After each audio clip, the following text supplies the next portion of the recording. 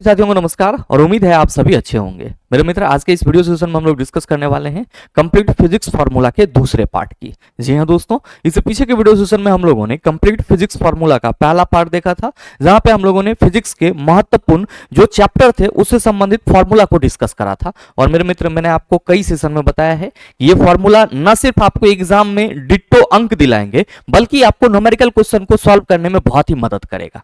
तो बने रहिएगा वीडियो के अंत तक। वीडियो आपके लिए काफी यूजफुल है और साथ ही आपकी जानकारी के लिए बताना चाहूंगा कि इस सेशन का जो भी आपका फॉर्मूला है उसका पीडीएफ कहां मिलेगा, यह हमारे टेलीग्राम ग्रुप से मिल जाएगा, जिसका लिंक इस वीडियो के नीचे डिस्क्रिप्शन में डाल दिया गया है। आप वहां से जाकर के पीडीएफ को एक्सेस कर सकते हैं। बहरहाल आइए अपने सेशन की शुरुआत करते हैं और मेरे मित्र डिस्कस करते हैं हम लोग महत्वपूर्ण टॉपिक के महत्वपूर्ण फॉर्मूला की, जो आपके एग्जाम के लिए बहुत ही उपयोगी है। मेरे मित्र, सेशन को शुरू करने से पहले आपकी जानकारी के लिए बताना चाहूंगा कि आज के इस सेशन से जो आपका टॉपिक कवर होगा, यानी कि जो जो टॉपिक आपका कंप्लीट हो जाएगा वो कौन कौन सा है, तो पहला है आपका उपग्रह। ध्यान में रखिएगा कि इससे पीछे ग्रेविटेशन तक, यानी कि मोशन एंड टाइम, या आप यू बोल लो यूनिट एंड मेजरमेंट से लेकर के ग्रेविटेशन तक के जो भी चैप्टर थे उसको हम लोगों ने पार्ट 1 में देखा था। पार्ट 2 में हम लोग कहां से देखेंगे, तो मेरे मित्र उपग्रह से संबंधित जो कक्षीय वेग और परिक्रमण काल से संबंधित फॉर्मूला आपके एग्जाम में देखने को मिलते हैं, पहले उसको डिस्कस करेंगे। और फिर मेरे मित्र हम लोग पलायन वेग की चर्चा करेंगे। उसके बाद हम लोग प्रक्षेप गति यानी कि प्रोजेक्टाइल मोशन से संबंधित महत्वपूर्ण फॉर्मूला को डिस्कस करेंगे। और फिर मेरे मित्र हम लोग प्रेशर की चर्चा करेंगे। फिर हम लोग घनत्व और सापेक्षिक घनत्व की बात करेंगे, पृष्ठ घनत्व की चर्चा करेंगे। उसके बाद कार्य, ऊर्जा और शक्ति से संबंधित महत्वपूर्ण फॉर्मूला की चर्चा करेंगे। और फिर मेरे मित्र हम लोग साउंड यानी कि ध्वनि से संबंधित महत्वपूर्ण फॉर्मूला की चर्चा करेंगे। तो आपको आज के इस सेशन से जो फिजिक्स में टॉपिक कवर होने वाले हैं वो मेरे मित्र ये 8 टॉपिक है, जो कि आपका आज के इस सेशन से पूरे के पूरे क्या होगा, तो सर इसका फॉर्मूला रिवाइज हो जाएगा। हम लोग का जो पहला टॉपिक है वो क्या है, वो है मेरे मित्र उपग्रह यानी कि सैटेलाइट। आप कहेंगे गुरुजी इससे संबंधित क्या फॉर्मूला देखने को मिलता है। मेरे मित्र ध्यान में रखेंगे कि आपके एग्जाम में उपग्रह के ऑर्बिटल वेलोसिटी और उपग्रह का परिक्रमण काल क्या होता है, इससे संबंधित क्वेश्चन देखने को मिलता है। तो सवाल यह है कि जब ऐसे सवाल आएंगे तो कैसे बनेगा। पहला चीज आप सभी ध्यान में रखेंगे कि जहां भी हम उपग्रह की बात करेंगे तो आप क्या कहिएगा कि सर ये वैसा खगोलीय पिंड है जो किसी ग्रह के चारों ओर चक्कर लगाता है। जैसे आप सबों को मालूम है कि पृथ्वी के चारों ओर चक्कर कौन लगाता है, आप कहते हैं चंद्रमा। तो चंद्रमा पृथ्वी का क्या है, आप कहते हैं उपग्रह है। अब मेरे मित्र याद रखिएगा कि जो आपका कोई भी उपग्रह किसी ग्रह के चारों ओर चक्कर लगाएगा वो अपने कक्षा में लगाता है, और जब कक्षा में लगा रहा होता है तो उसकी अपनी कुछ वेग भी होती है। और मेरे मित्र आप सभी ध्यान में रखेंगे कि किसी ग्रह के चारों ओर चक्कर लगा रहे हैं अपनी कक्षा में, जो उपग्रह की वेग होती है वही उसकी क्या कहलाती है, कक्षीय वेग यानी कि ऑर्बिटल वेलोसिटी कहलाती है। और मेरे मित्र आप सभी ध्यान में रखेंगे कि कहीं पे भी अगर हम बात करेंगे किसकी, उपग्रह के कक्षीय वेग की, बोले तो ऑर्बिटल वेलोसिटी की, तो आप सभी क्या कहिएगा, आप सभी कहेंगे कि गुरुजी इसको हम VO से रिप्रेजेंट करेंगे और इसका जो फॉर्मूला होगा वो क्या होगा, रूट अंडर GM बटा RE, या आप इसको सिंपली कह सकते हो रूट अंडर GM बटा R। जहां मेरे मित्र आप सभी ध्यान में रखिएगा कि R इक्वल टू क्या होगा, RE प्लस H हो जाएगा। क्या कहिएगा कि गुरुजी जब उपग्रह के कक्षीय वेग की बात करते हैं तो प्रत्येक ग्रह के चारों ओर उपग्रह कक्षा में चक्कर लगाएगा, और जो कक्षा में वो जिस वेग से चक्कर लगा रहा होगा वही क्या होगा, कक्षीय वेग, जो किसके बराबर होगा, तो आप कहेंगे रूट अंडर GM बटा R। किसके बराबर होगा, रूट अंडर GM बटा R, जहां पे R क्या है सर, RE प्लस H, यानी कि पृथ्वी की त्रिज्या और ऊंचाई। आप कहेंगे गुरुजी इसका मतलब क्या हुआ, इसका मतलब यह हुआ मेरे मित्र कि जब हम लोग उपग्रह के कक्षीय वेग की बात करते हैं, किसकी बात कर रहे हैं, उपग्रह के कक्षीय वेग की, तो जाहिर सी बात है कि किसी भी ग्रह से कुछ ना कुछ ऊंचाई पे उपग्रह क्या कर रहा होगा, उसका चक्कर लगा रहा होगा। तो मेरे मित्र आप सभी ध्यान में रखेंगे, अगर हम लोग एग्जाम्पल के रूप में यह समझ लें कि पृथ्वी तल से ऊपर कोई उपग्रह जो है वो पृथ्वी का चक्कर लगा रहा है, तो आप कहेंगे गुरुजी उसकी जो ऊंचाई होगी वो पृथ्वी की त्रिज्या प्लस वो जितनी ऊंचाई पे होगी वो होगा। तो मेरे मित्र ये जो आपका आर है ये उसी को बता रहा है कि जो उपग्रह की ऊंचाई होगी वो टोटल कितनी होगी, पृथ्वी की त्रिज्या प्लस जो उसकी सर ऊंचाई है उसके बराबर होगी। और ड्यू टू दिस कंडीशन हम सभी ये भी कह सकते हैं कि गुरुजी उपग्रह का कक्षीय वेग किसके बराबर हो जाएगा, रूट अंडर जी, यहां पे ध्यान दीजिएगा ये एम रहेगा यानी कि mass of earth G M बटा आर ई प्लस एच। आप कहेंगे गुरुजी आप उपग्रह का कक्षीय वेग बता रहे थे, कहां आप यहां पे ये गुरुत्वाकर्षण बताने लगे हैं, मास ऑफ अर्थ बताने लगे हैं, रेडियस ऑफ अर्थ बताने लगे, ये ऐसे कैसे हो गया। तो मेरे भाई आप सभी ध्यान में रखना, स्पेशल हिंट के तौर पे आप सभी यहां पे स्पेशल हिंट के तौर पे ध्यान में रख लेना ये चीज। स्पेशल हिंट के तौर पे क्या आप सभी ध्यान में रखेंगे कि उपग्रह का अभिकेंद्रीय बल, उपग्रह का अभिकेंद्रीय बल किसके बराबर होता है, गुरुत्वाकर्षण बल के बराबर होता है। किसके बराबर होता है, गुरुत्वाकर्षण बल के बराबर होता है। बस ये वाला पॉइंट आप सभी अपने माइंड में रख लेंगे कि उपग्रह का अभिकेंद्रीय बल किसके बराबर होगा, आप सभी कहेंगे पृथ्वी के गुरुत्वाकर्षण बल के बराबर होगा। और उपग्रह का अभिकेंद्रीय बल को हम लोग किससे रिप्रेजेंट करेंगे, mv² बटा आर से। और मेरे मित्र गुरुत्वाकर्षण बल gm1 इंटू m2 बटा re² आप सबों को मालूम है और आसानी से निकाल सकते, इसमें कोई लाग लपेटा नहीं है। तो हमेशा आपको यह ध्यान में रखना है कि कक्षीय वेग क्या होगा, आप कहेंगे रूट अंडर gme बटा आर। अब सवाल यहां पे ये है कि गुरुजी ये तो एक सीधा सा फॉर्मूला है, क्या इससे संबंधित क्वेश्चन हमारे एग्जाम में बनेंगे, बिल्कुल बनेंगे। मेरे मित्र ध्यान देंगे कि आप देख रहे हैं कि कक्षीय वेग जो है वो क्या है, आप कहिएगा इस फॉर्मूला से हम ये देख पा रहे हैं, कक्षीय वेग जो है इस फॉर्मूला से वो ऊंचाई पर निर्भर कर रही है क्योंकि आर ई प्लस एच है और हम ये कह सकते हैं कि ऊंचाई के व्युत्क्रमानुपाती भी है। इसका मतलब यह हुआ कि सर पृथ्वी तल से उपग्रह की ऊंचाई जितनी ज्यादा होगी, किसी भी उपग्रह की पृथ्वी तल से ऊंचाई जितनी ज्यादा होगी उसका कक्षीय वेग क्या होगा, आप कहेंगे उतना ही कम होगा। क्यों, क्योंकि सर व्युत्क्रमानुपाती के केस में अगर ये बढ़ेगा तो ये घटेगा और ये घटेगा तो ये बढ़ेगा। तो मेरे मित्र आप सभी यहां पे क्या देख रहे हैं कि आर ई प्लस एच है, मतलब ऑर्बिटल वेलोसिटी पृथ्वी तल से या आप कह सकते हो ग्रह के तल से उपग्रह की ऊंचाई के व्युत्क्रमानुपाती होती है। तो अगर ऊंचाई बढ़ जाए तो आप क्या कहिएगा, गुरुजी ऑर्बिटल वेलोसिटी जो है वो घट जाएगी। और मेरे मित्र अगर ऊंचाई घट जाए तो आप सभी क्या कहेंगे, ऑर्बिटल वेलोसिटी गुरुजी बढ़ जाएगी। तो व्युत्क्रमानुपाती का मतलब सर ये बढ़ेगा तो ये घटेगा और ये घटेगा तो ये बढ़ेगा।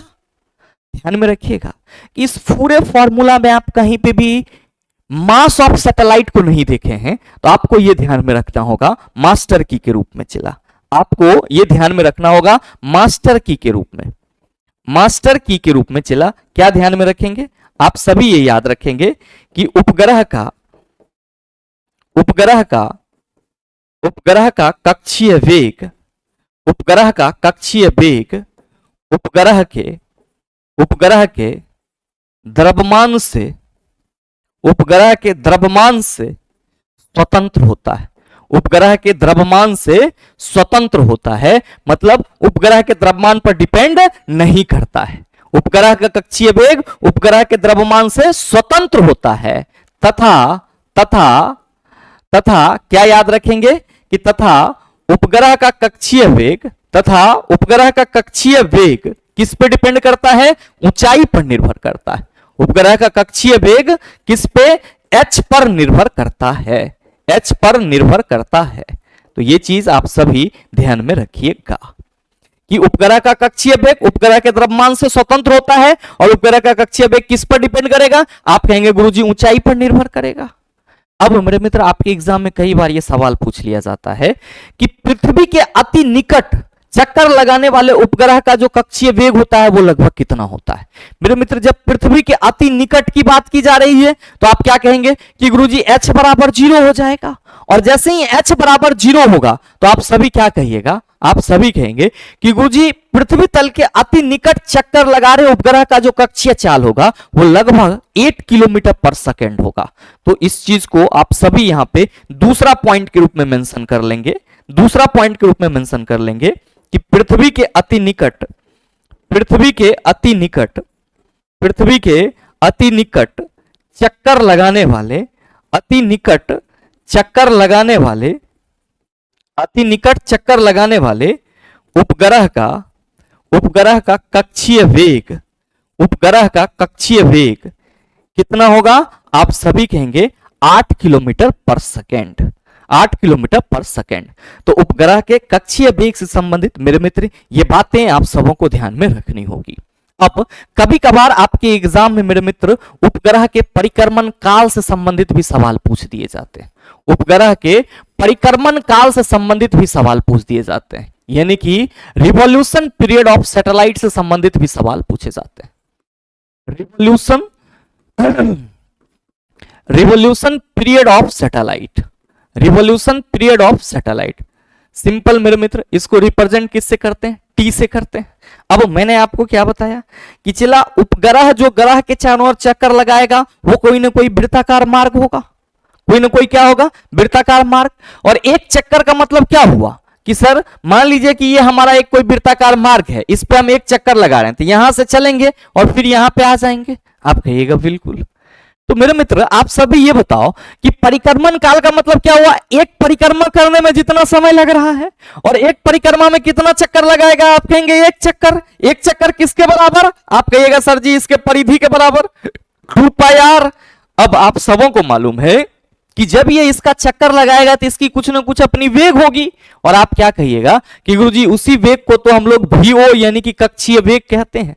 तो मेरे मित्र अगर आपको कक्षीय वेग मालूम हो और इस वृत्ताकार मार्ग की त्रिज्या मालूम हो तो क्या आप परिक्रमण काल नहीं निकाल सकते हैं? आप कहेंगे बिल्कुल निकाल सकते हैं। तो मेरे भाई आप सभी ये ध्यान में रखना कि उपग्रह का जो परिक्रमण काल होता है, उपग्रह का जो परिक्रमण काल होता है वो किसके बराबर होता है? तो आप सभी कहेंगे कि गुरुजी परिधि T इक्वल टू जो है वो किसके बराबर होगा? परिधि T जो है वो परिधि बटा कक्षीय वेग के बराबर होगा। परिधि बटा कक्षीय वेग के बराबर होगा। और भाई मेरे परिधि को हम लोग 2 पाई r कह दें और कक्षीय वेग को VO कह दें तो आपको कोई दिक्कत होगा? आप कहेंगे बिल्कुल नहीं। अब ध्यान देंगे कि चूंकि हम सबों को मालूम है कि r इक्वल टू हम लोग RE प्लस H लेते हैं। चला R इक्वल टू क्या लेते हैं? RE plus H। तो आप सभी ये याद रखेंगे कि उपग्रह का परिक्रमण काल T इक्वल टू क्या हो जाएगा? आप कहेंगे 2 pi into RE plus H बटा VO। T equal to 2 pi into RE plus H बटा VO। अब मेरे मित्र ये याद रखना कि उपग्रह का परिक्रमण काल भी उपग्रह के द्रव्यमान पर डिपेंड नहीं करता है। आपने कहीं पे भी देखा है क्या कि यहां पे हमने उपग्रह के मास की चर्चा करा हो? आप कहेंगे बिल्कुल नहीं। तो आप सभी को यह ध्यान में रखना होगा कि उपग्रह का कक्षीय वेग और मेरे मित्र उपग्रह का परिक्रमण काल दोनों ही उपग्रह के द्रव्यमान से स्वतंत्र होता है। किस पे डिपेंड करता है? आप कहेंगे ऊंचाई पे डिपेंड करता है। वहां पे कक्षीय वेग ऊंचाई के व्युत्क्रमानुपाती थी, तो ऊंचाई घट रही थी, तो आप सभी क्या देख रहे थे कि जो वेग है वो क्या हो जा रहा था? बढ़ जा रहा था। ऑर्बिटल वेलोसिटी बढ़ रहा था, ऊंचाई बढ़ रही थी, ऑर्बिटल वेलोसिटी घट जा रही थी। लेकिन मेरे मित्र यहां पे T H के डायरेक्टली प्रोपोर्शनल है, तो जितना ऊपर होगा सर उसका जो परिक्रमण काल होगा वो उतना ज्यादा होगा, जितना नीचे होगा उसका परिक्रमण काल क्या होगा? उतना ही कम होगा। तो ये चीज आप सभी ध्यान में रखेंगे, आपके लिए बहुत ही इंपॉर्टेंट है। उपग्रह का कक्षीय वेग और साथ ही साथ मेरे मित्र उपग्रह का परिक्रमण काल, इससे संबंधित आपके एग्जाम में सवाल देखने को मिले। अगला जो है मेरे मित्र, लेकिन उससे पहले आप सबों को एक छोटा सा अपडेट देना चाहूंगा कि अगर आप में से कोई भी छात्र बचे हुए समय का भरपूर यूटिलाइजेशन करके अपने साइंस को बेसिक से एडवांस लेवल तक कंप्लीट करना चाहते हैं, अगर आपके मन में है कि गुरुजी कोई ऐसा कोर्स हो जिसमें हमारा कंटेंट पड़ा हुआ हो और हम जाएं और देखना स्टार्ट कर दें, तो मेरे मित्र आप सभी के लिए आगामी रेलवे भर्ती सभी परीक्षा के लिए बैच रामबाण है। ध्यान में रखिएगा, इसमें सभी चीजें अकॉर्डिंग टू एनसीईआरटी करवाई गई है और मेरे मित्र लेटेस्ट पैटर्न के हिसाब से है, और जो आपका 40 क्वेश्चन टेक्नीशियन एग्जाम में पूछा जाएगा उस हिसाब से कंटेंट दिया गया है। थ्योरी न्यूमेरिकल आपको कोई डाउट नहीं होने वाले हैं। तो अगर आप चाहते हैं बेसिक से एडवांस लेवल तक रेलवे के आगामी सभी भर्ती परीक्षा के लिए अपने साइंस को मजबूत करें, तो आप सभी का स्वागत रहेगा द लॉजिकल साइंस एप्लीकेशन पर science special live plus recorded batch में। ध्यान में रखिएगा। अगर आप इस बैच से संबंधित किसी भी तरह की अन्य जानकारी चाहते हैं तो मेरे मित्र आप 9065970477 पे कॉल या व्हाट्सएप कर सकते हैं। बहरहाल जो मेरे मित्र हम लोग का अगला टॉपिक है वो है प्रोजेक्टाइल मोशन यानी कि प्रक्षेप गति। अब ध्यान दीजिएगा कि आपके एग्जाम में प्रोजेक्टाइल मोशन के इस 3 बिंदु से क्या होते हैं सर, सवाल पूछे जाते हैं और हमारे मित्र परेशान रहते हैं। कई सारे छात्र सोच रहे होंगे कि गुरुजी ये TH और R का मतलब क्या है, बस यही चीज आपको समझना है। जब हम लोग प्रोजेक्टाइल मोशन की बात करते हैं यानी कि प्रक्षेप गति की बात करते हैं तो आप सभी को यह ध्यान में रखना होगा कि किसी भी चीज को हम ऐसे फेंकें कि वो क्षैतिज के साथ कोण बनाते हुए कहीं पे गिरे। जैसे मान लो कि यहां से आपने किसी भी चीज को ऐसे पुश करा और ये क्या हो गया सर, ये इस तरीके से गिरा, तो आप सभी ध्यान देंगे कि ये जो यहां से यहां गिरा है, ये जो यहां से आपका यहां गिरा है, तो इसके लिए ये वाला जो बिंदु है, ये वाला जो पूरा यहां से लेकर के यहां तक आया है, तो मेरे मित्र आपने फेंका यहां से, गिरा यहां पे, तो यहां से लेके यहां तक की जो दूरी वो क्या कहलाएगी सर, प्रास। कैसे गिर रही है सर, ये एक परवलय मार्ग बनाते हुए, क्योंकि इसमें वस्तु एक परवलयाकार मार्ग बना रही है, इसीलिए मेरे मित्र इस गति को हम लोग क्या कहते हैं, प्रक्षेप गति यानी कि प्रोजेक्टाइल मोशन कहते हैं। मतलब वैसा गति जिसमें किसी वस्तु को आप क्षैतिज से इस तरह फेंको कि वो कोण बनाते हुए दूसरे जगह पे गिरती है और उसका मार्ग परवलयाकार हो जाता है, तो उसको हम लोग प्रक्षेप गति कहते हैं। अब ये 0 से लेकर यानी कि जहां से आपने फेंका था और जहां गिरा वहां तक की दूरी को हम लोग प्रास कहते हैं, और भाई मेरे इसी को हम लोग रेंज बोलते हैं, सिंबल R से रिप्रेजेंट करते हैं। अब ध्यान देंगे कि पृथ्वी तल से यहां पे आप क्या देखेंगे कि गुरुजी ये ज्यादा उठा हुआ है, ये पैराबोलिक मार्ग यहां पे ज्यादा ऊंचाई है, ये इसकी क्या हो गई, आप सभी याद रखेंगे, महत्तम ऊंचाई हो गई। क्या हो गई, महत्तम ऊंचाई यानी कि मैक्सिमम हाइट हो गई। अब मेरे भाई जब आपने इसको पृथ्वी तल से ऐसे फेंका कि ये क्षैतिज के साथ कोण बनाते हुए दूसरे जगह गिर रही है, तो यहां से इसको यहां तक गिरने में कुछ ना कुछ समय भी लगा होगा, और मेरे मित्र उसी समय को हम लोग क्या कहते हैं, टाइम ऑफ फ्लाइट यानी कि उड्डयन काल कहते हैं। टाइम ऑफ फ्लाइट यानी कि उड्डयन काल कहते हैं। और आपके एग्जाम में इसी तीनों फॉर्मूला से सवाल पूछे जाते हैं कि टाइम ऑफ फ्लाइट के लिए फॉर्मूला क्या होता है, रेंज के लिए क्या होता है, महत्तम ऊंचाई के लिए क्या होता है। तो मेरे ख्याल से आप ये तीनों टर्म समझ गए होंगे कि रेंज जहां से भी हम वस्तु को फेंके और जितनी दूर वो जाके गिरा वो रेंज हो गया, जितनी ऊंचाई तक महत्तम उठा वो उसकी महत्तम ऊंचाई हो गई, और जितना समय लगा उसको सर हम लोग आप कहेंगे उड्डयन काल, टाइम ऑफ फ्लाइट कहेंगे। टाइम ऑफ फ्लाइट को T से रिप्रेजेंट करते हैं, रेंज को R से, और महत्तम ऊंचाई को H से रिप्रेजेंट करते हैं। तो चलिए जी, T इक्वल टू फॉर्मूला आप सभी ध्यान में रख लीजिएगा, 2u sin थीटा बटा g होगा।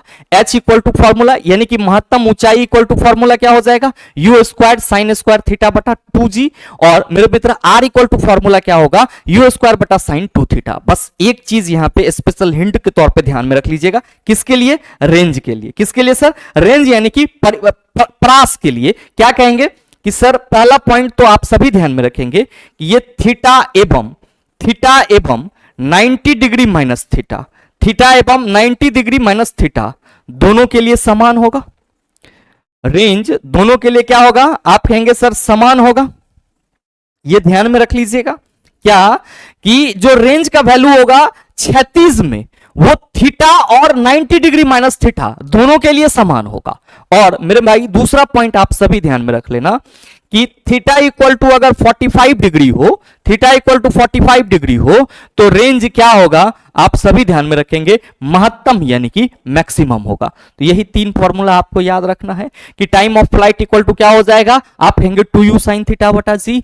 आपका मैक्सिमम हाइट क्या होगा, आप कहेंगे u square sin square theta बटा 2g, और रेंज क्या होगा, u स्क्वायर sin 2 थीटा बटा g। याद रखिएगा। अगर हम बात करेंगे पलायन वेग की तो बहुत ही छोटा सा फॉर्मूला है, √2g RE। RE पृथ्वी की त्रिज्या, g गुरुत्वीय त्वरण। याद रखिएगा कि पृथ्वी तल से किसी वस्तु का जो पलायन वेग होगा वो कितना होता है, पृथ्वी तल से जो किसी वस्तु का पलायन वेग होता है वो कितना होता है, 11.2 किलोमीटर पर सेकेंड। अगर आपसे ये सवाल पूछ लिया जाए कि पलायन वेग न्यूनतम वेग है या महत्तम वेग, आप सभी ध्यान में रखेंगे कि वह न्यूनतम वेग जिससे पृथ्वी तल से किसी वस्तु को फेंक दिया जाए तो वो पृथ्वी के जो ग्रेविटेशन है उसको पार कर जाए और पृथ्वी पर लौट करके ना आए, उसी को हम लोग पलायन वेग कहते हैं। इसका मतलब ये हुआ कि अगर किसी भी चीज को पृथ्वी तल से 11.2 किलोमीटर पर सेकेंड के वेग से ऊपर की ओर फेंक दिया जाए तो वो पृथ्वी तल पर लौट के नहीं आएगा, और इसी को हम लोग क्या कहते हैं, पलायन वेग वेग कहते हैं। तो मेरे मित्र प्रोजेक्टाइल मोशन और आपका जो प्रोजेक्टाइल मोशन और साथ में जो आपका ये ऑर्बिटल वेलोसिटी है और साथ ही साथ इसका जो परिभ्रमण काल है, इससे संबंधित लगातार सवाल आपको देखने को मिलते हैं और मेरे ख्याल से ये दोनों ही चीज आपका क्लियर हो चुका होगा। नेक्स्ट जो आपका टॉपिक है वो है प्रेशर से संबंधित फॉर्मूला। दाब से नॉमिनल क्वेश्चन भी पूछे जाते हैं, द्रवों में दाब से संबंधित भी क्वेश्चन पूछे जाते हैं, तो बहुत ज्यादा परेशान नहीं होना है। प्रेशर को किससे रिप्रेजेंट करेंगे? पी से। फॉर्मूला क्या हो जाएगा? आप सभी कहेंगे फोर्स बटा एरिया हो जाएगा। क्या हो जाएगा? फोर्स बटा एरिया हो जाएगा। मेरे मित्र आप सभी को मालूम है कि प्रति एकांक क्षेत्रफल पर लगने वाला बल क्या कहलाता है? आप कहेंगे दाब कहलाता है। और याद रखिएगा कि चूंकि P जो है वो F बटा A है, तो हम ये कह सकते हैं कि फोर्स जो है, सॉरी प्रेशर जो है वो फोर्स के डायरेक्टली प्रोपोर्शनल होगा। मतलब दाब बढ़ेगा, सॉरी बल ज्यादा लगाएंगे तो दाब ज्यादा लगेगा, बल कम लगाएंगे तो दाब कम लगेगा।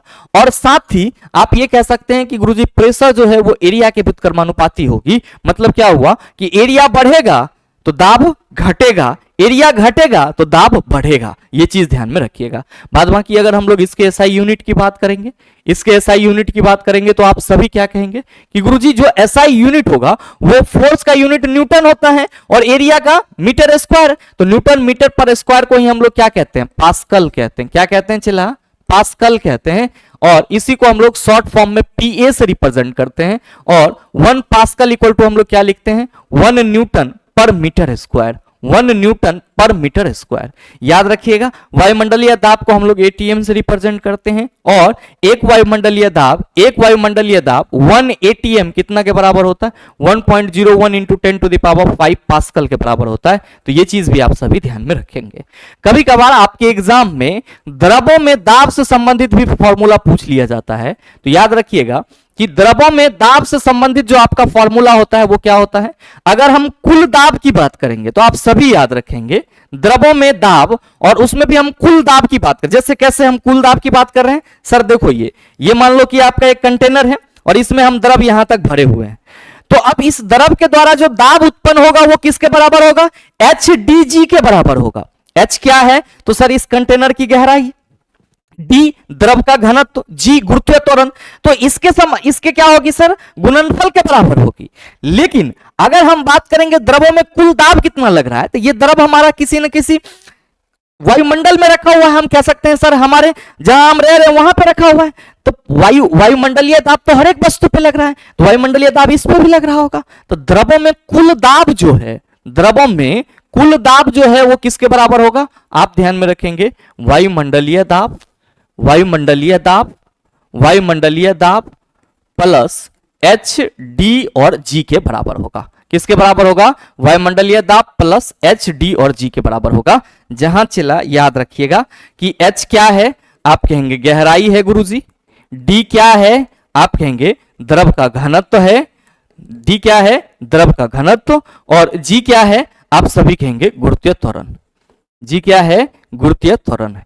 अच्छा चला याद रखना यहां पे कि अगर हम सीधे सीधे द्रव में दाब की बात करेंगे, अगर हम सीधे सीधे द्रव में दाब की बात करेंगे, कुल दाब की बात नहीं कर रहे हैं, सीधे सीधे द्रव में दाब की बात करेंगे सीधे सीधे, तो आप कहोगे कि गुरुजी ये तो बहुत आसान बा, कैसे? तो हम कहेंगे HdG। तो हम सभी इसीलिए कहते हैं कि गुरुजी द्रव में जो दाब होता है वो गहराई के समानुपाती होता है। गहराई बढ़ेगी द्रव का दाब बढ़ेगा, गहराई घटेगी द्रव का दाब घट जाएगा। अब मेरे मित्र ध्यान देंगे, बहुत ही इंपॉर्टेंट सा फॉर्मूला है इसका, बहुत सारे छात्र मिस करते हैं। पृष्ठ तनाव सरफेस टेंशन का फॉर्मूला क्या होता है? आप सभी ध्यान में रखेंगे F/L होता है। मतलब सर फोर्स बटा लेंथ हम लोग कहते हैं, फोर्स बटा लेंथ कहते हैं। और याद रखिएगा कि इस पृष्ठ तनाव का ऐसा यूनिट हम लोग क्या लिखते हैं? आप सभी कहेंगे कि गुरुजी जब फोर्स बटा लेंथ कह रहे हैं तो न्यूटन पर मीटर लिखेंगे। क्या लिखेंगे? न्यूटन पर मीटर लिखेंगे। अब मेरे मित्र आपके एग्जाम में जो अगला टॉपिक है वो है कार्य ऊर्जा और शक्ति। लेकिन इससे पहले आपको कार्य ऊर्जा और शक्ति से पहले मेरे मित्र आपका घनत्व भी होना चाहिए, ये छूट रहा है। तो हम पहले टॉपिक दे देते हैं। कार्य ऊर्जा और शक्ति से पहले हम लोग चर्चा किसकी कर लें? सर घनत्व की कर लें, क्योंकि जरूरी है। घनत्व याद रखिएगा कि इसको हम लोग रो से रिप्रेजेंट करते हैं। क्या पढ़ते हैं? Sir density. और फॉर्मूला क्या होता है? आप कहेंगे मास बटा वॉल्यूम। क्या होता है? मास बटा वॉल्यूम होता है। और याद रखिएगा कि अगर हम इसके यूनिट की बात करेंगे तो आप क्या कहिएगा कि गुरुजी इसका जो एसआई यूनिट होगा, इसका जो एसआई यूनिट होगा वो क्या हो जाएगा, केजी पर मीटर क्यूब। क्या हो जाएगा, केजी पर मीटर क्यूब। अच्छा, घनत्व जब हम यहां पे कह रहे हैं मास इंटू डेंसिटी, तो याद रखिएगा इसको शॉर्ट फॉर्म में रो इक्वल टू हम m बटा रो इक्वल टू m बटा v भी लिख सकते हैं, और क्रॉस मल्टीप्लीकेशन करें तो रो v इक्वल टू m लिख सकते हैं, और v इक्वल टू हम लोग आप कहेंगे m बटा रो लिख सकते हैं। तो ये एक फॉर्मूला हो जाता है। साथ ही यहां से अगर हम v निकाल रहे हैं, ध्यान दीजिएगा ये v क्या है, आप कहेंगे आयतन। v क्या है, आप कहिएगा आयतन। तो जब हम v इक्वल टू मास बटा रो कह रहे हैं, v इक्वल टू मास बटा रो, तो हम ये भी कह सकते हैं कि गुरुजी जो मास है वो किसके बराबर हो जाएगा, आप कहिएगा रो v के बराबर हो जाएगा। तो ये दो फॉर्मूला भी आपके लिए जरूरी है चला, और बहुत ही उपयोगी है। साथ ही आपके एग्जाम में एक और टॉपिक से जब आप घनत्व की बात करते हो तो यहीं पे आपको सापेक्षिक घनत्व से संबंधित भी सवाल पूछ लिया जाता है। और ध्यान में रखिएगा कि सापेक्षिक घनत्व की अगर चर्चा करते हो तो इसको हम लोग क्या कहते हैं, कहते हैं सर वस्तु का घनत्व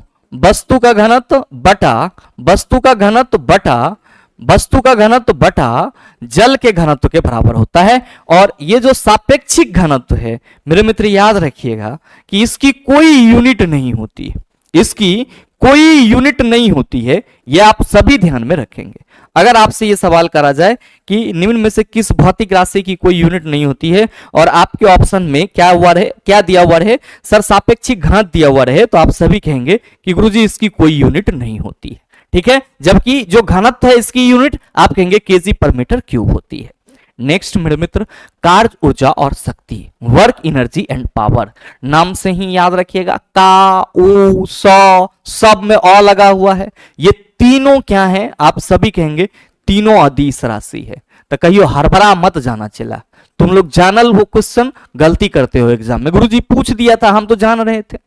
कार्य ऊर्जा शक्ति तीनों अदिश राशि है। सवाल यह है कि गुरुजी फॉर्मूला क्या होगा, तो आप सबों को मालूम है कि वर्क यानी कि कार्य इक्वल टू क्या होता है, एफ एस। इसको आप क्या कह सकते हैं, बल गुना विस्थापन कह सकते हैं। क्या कह सकते हैं, बल गुना विस्थापन। अब आप सभी को मालूम है कि अगर कार्य और बल और विस्थापन के बीच में एंगल बन रहा हो तो W इक्वल टू क्या हो जाएगा, आप कहेंगे F S cos theta. Cos theta क्या है चला, बल और विस्थापन के बीच बना हुआ कोण। तो आप सभी क्या कहते हैं कि गुरुजी हम सबों को मालूम है कि अगर कॉस 0 डिग्री हो तो वैल्यू हमारा 1 होगा, और कॉस 0 डिग्री के केस में हमारा जो वर्क होगा आप कहिएगा मैक्सिमम होगा। अब मेरे मित्र आप सबों को मालूम है cos 180 डिग्री का वैल्यू -1 होता है, तो cos 180 डिग्री के केस में आपका जो वर्क होगा आप कहेंगे गुरुजी मिनिमम यानी कि न्यूनतम होगा। अब आप सबों को मालूम है कि cos 90 डिग्री का वैल्यू 0 होता है, तो आपका जो कार्य होगा वो क्या होगा, 0 हो जाएगा। क्योंकि जब बल और विस्थापन के बीच में एंगल हमारा 90 डिग्री का है और cos 90 डिग्री का वैल्यू 0 होता है, तो कार्य हमारा क्या होगा, 0। तो आपके एग्जाम में कभी कभार सवाल ये भी पूछ लिए जाते हैं कि किया गया कार्य धनात्मक होगा, आप कहेंगे cos 0 डिग्री के केस में। किया गया कार्य ऋणात्मक होगा, आप कहेंगे बल और विस्थापन के बीच में अगर 180 डिग्री का कोण बनेगा तो, और कार्य शून्य होगा तो आप कहेगा बल और विस्थापन के बीच में 90 डिग्री का एंगल बनेगा। तो ये 3 बात तो हो गया। अब कभी कभार आपके एग्जाम में क्वेश्चन पूछ देगा कि वस्तु के वेग में परिवर्तन हो रहा है, और वेग में परिवर्तन के लिए उस बल के द्वारा कितना कार्य किया गया है। तो याद रखिएगा कि वस्तु द्वारा जो किया गया कार्य होता है वस्तु द्वारा जो किया गया कार्य होता है वो वस्तु के गतिज ऊर्जा में परिवर्तन के बराबर भी होता है, यानी कि वर्क इक्वल टू आप डेल के ई भी लिख सकते हो। और जब वर्क इक्वल टू आप डेल के ई लिख रहे हो तो आपको यह ध्यान में रखना पड़ेगा, क्या ध्यान में रखना पड़ेगा कि जो के ई होगा वो आपका अंतर होगा किसका, तो आप कहेंगे सर अंतिम गतिज ऊर्जा माइनस प्रारंभिक गतिज ऊर्जा।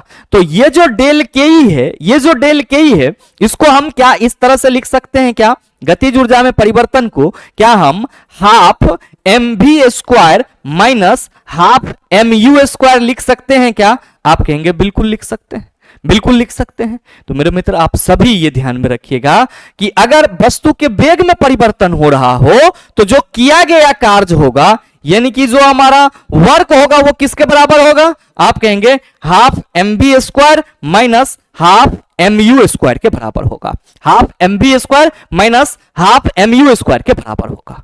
अब साथ ही आप सभी ध्यान में रखिएगा, ये तो हो गई कार्य की बात। ऊर्जा में आएंगे तो दो फॉर्मूला याद रखना है, एक के इक्वल टू क्या, हाफ mv स्क्वायर, जहां पे m वस्तु का द्रव्यमान है और v वेग है, और p इक्वल टू आप सभी क्या कहेंगे गुरुजी mgh, p equal to mgh। बस ये याद रख लीजिएगा कि यांत्रिक ऊर्जा जो होगी चिला, यांत्रिक ऊर्जा जो होगी यानी कि पोटेंशियल एनर्जी जो मैकेनिकल एनर्जी जो होगी वो किसके बराबर होगी, के ई प्लस पीई के बराबर होगी, यानी कि kinetic energy plus potential energy के बराबर होगी। और मैकेनिकल एनर्जी को हम लोग शॉर्ट फॉर्म में एम ई कहते हैं, तो एम ई इक्वल टू के ई प्लस पीई होता है, ये ध्यान में रख लेना। और यही रिलेशन से चला एक दो सवाल आपको मिल जाएगा एग्जाम में, तो ऊर्जा से संबंधित ये ध्यान में रखिएगा। बाद बाकी आप सबों को मालूम है कि 1 किलोवाट 1000 वाट के बराबर होता है, 1 kWh 3.6 × 10⁻6 जूल के बराबर होता है। अब सवाल यहाँ पे ये है कि गुरुजी पावर के लिए क्या होगा, तो याद रख लीजिएगा पावर आप सभी क्या कहेंगे कि पावर इक्वल टू गुरुजी या तो हम वर्क बटा टाइम लिखेंगे, वर्क बटा टाइम लिखेंगे, यानी कि कार्य करने की दर शक्ति कहलाती है, तो P इक्वल टू हम W बटा T कह देंगे, या फिर हम क्या कहेंगे कि गुरुजी ऊर्जा में व्यय की दर शक्ति कहलाती है, तो P इक्वल टू E बटा T हम कह सकते हैं, P इक्वल टू क्या कहेंगे E बटा T कह सकते हैं। अब ध्यान दीजिएगा कि जब P इक्वल टू E बटा T कह रहे हैं तो ऊर्जा में व्यय समझेंगे यहाँ, मतलब ऊर्जा में खर्चा किस हिसाब से हो रहा है, ऊर्जा में व्यय बटा समय। ठीक, कोई दिक्कत, आप कहेंगे बिल्कुल नहीं।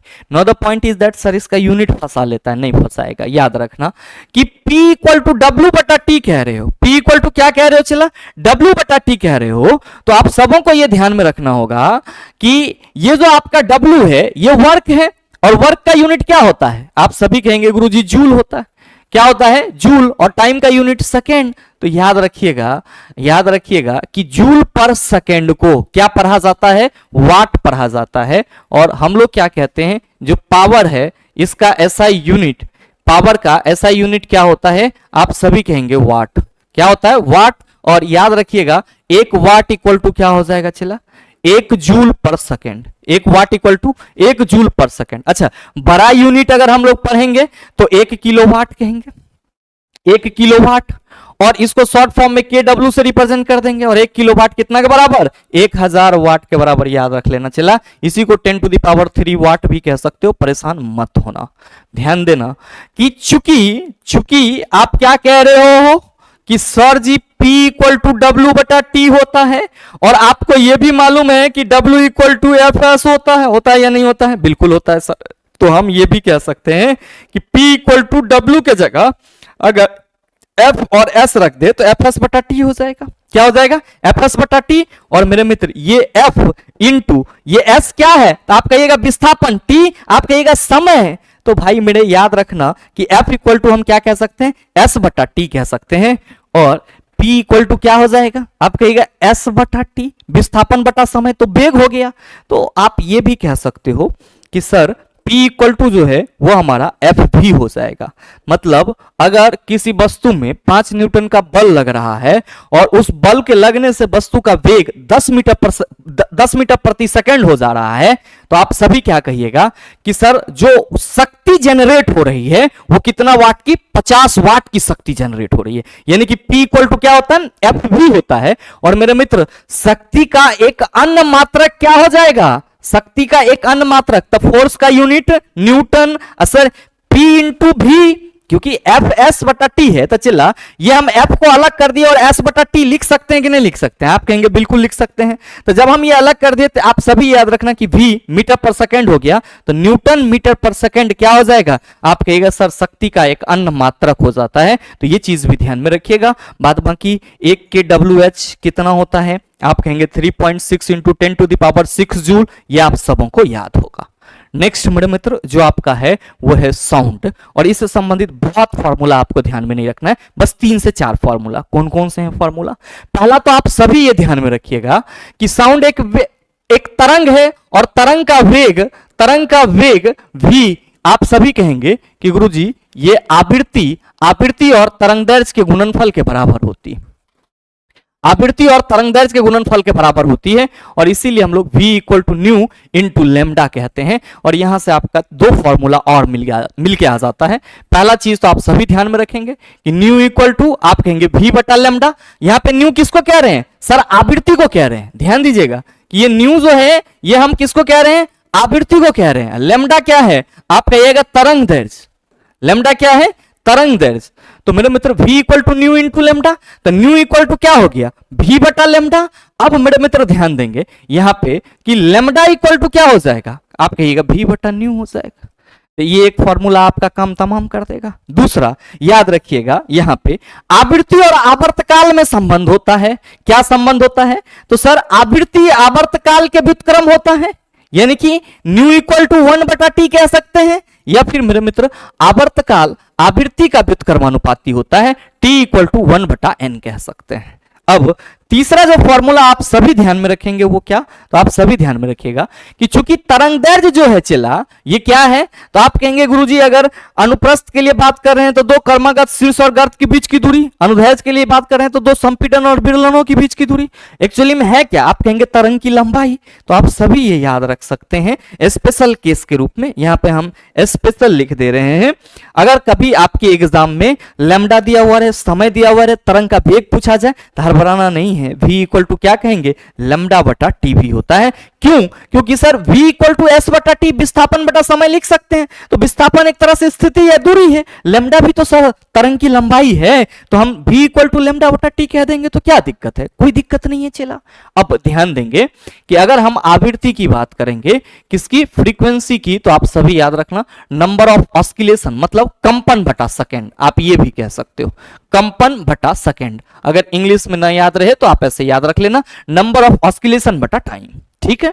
अब ध्यान दीजिएगा कभी कभार आपके एग्जाम में ये सवाल पूछ दिया जाता है कि 340 मीटर प्रति सेकंड के वेग से ध्वनि चल रही है और वो किसी परावर्तक सतह से टकरा करके आपके पास पहुंच गई, तो आपसे पूछा जा रहा है कि परावर्तक सतह की दूरी कितनी होगी। तो आपको परेशान नहीं होना है, जब भी ऐसा केस आए यानी कि परावर्तक सतह से दूरी निकालने का, यहां पे मैं लिख दे रहा हूं परावर्तक सतह एवं स्रोत के बीच, परावर्तक सतह एवं स्रोत के बीच की दूरी, परावर्तक सतह एवं स्रोत के बीच की दूरी आप सभी याद रखेंगे d equal to S into T बटा 2 हो जाएगा। क्या होगा सर, s इंटू टी बटा 2।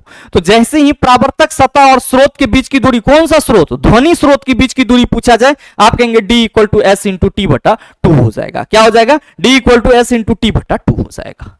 तो आज के इस सेशन में मेरे मित्र हम साउंड तक के जो फॉर्मूला थे उसको डिस्कस कर लिए हैं, और जो भी मैंने आपको टॉपिक बताया कि हम लोग जो चर्चा करने वाले हैं उपग्रह के कक्षीय वेग और परिक्रमण काल हमने कर लिया, प्लायन वेग को देख लिया, प्रोजेक्टाइल मोशन को देख लिया, दाब, घनत्व, पृष्ठ तनाव, कार्य ऊर्जा एवं शक्ति और ध्वनि। तो ये आपका टोटल फॉर्मूला मेरे मित्र आज के टॉपिक में जितना मैंने आपको बताया था वो कवर हो गया। अब आगे जो आपका बच रहा है वो है हीट, इलेक्ट्रिसिटी और लाइट। तो मेरे मित्र एक वीडियो और आपका पूरा कंप्लीट फिजिक्स का फॉर्मूला तैयार हो जाएगा। तो मुझे उम्मीद है कि यहां तक के फॉर्मूला को आप आसानी से समझ पाए होंगे और आपको याद रखने में भी इसको आसानी होगी। साथ ही उम्मीद ये भी करते हैं कि ये वीडियो आप सबों को अच्छा लगा होगा। अगर आपको वीडियो अच्छा लगा तो वीडियो को लाइक कीजिएगा, ज्यादा से ज्यादा अपने दोस्तों के साथ शेयर कीजिएगा, और अगर आप चैनल पर नए हैं तो सब्सक्राइब करके बेल आइकन दबा लीजिएगा ताकि इस तरह के एग्जाम रिलेवेंट वीडियो का नोटिफिकेशन सबसे पहले आपके पास पहुंचे और आप उसको सबसे पहले देख पाओ। मिलते हैं फिर अगले सेशन में, तब तक के लिए best of luck, thank you, have a nice day.